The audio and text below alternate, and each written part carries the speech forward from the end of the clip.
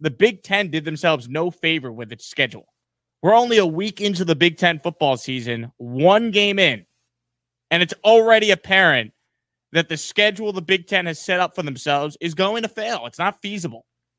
And the COVID-19 protocols that are in place aren't going to be feasible if you're going to try and play a representative schedule. The Big Ten blew it. Now, it's great that they decided to go back on their stupid decision in the first place to cancel the season and play an 8-week regular season. But that 8-week regular season leaves the Big Ten with no room for schedule changes, no room for postponements.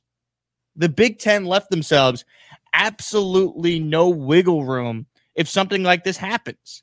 And if we're going to be realistic about everything, the odds are with cases spiking and this quote-unquote second wave in the country, there was no way that we were going to be able to sit back and expect everything to go seamless.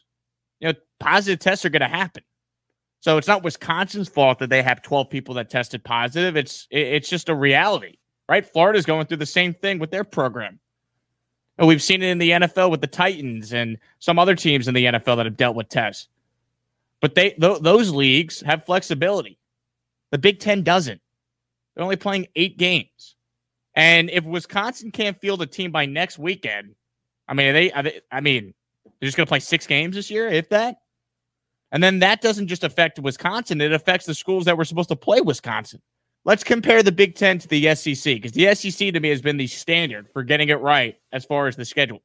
For all the talk about the SEC moving forward from the beginning, you realize the SEC has played 30 of its 32 games so far that have been on the schedule, and they have built-in bye weeks and flexibility to move their conference championship weekend around to have a representative season.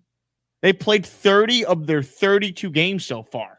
So while I'm happy the Big Ten decided to come to its senses and play a 8-game conference-only schedule, the reality is they let themselves absolutely zero wiggle room if something like with what's happening with Wisconsin happens to another program.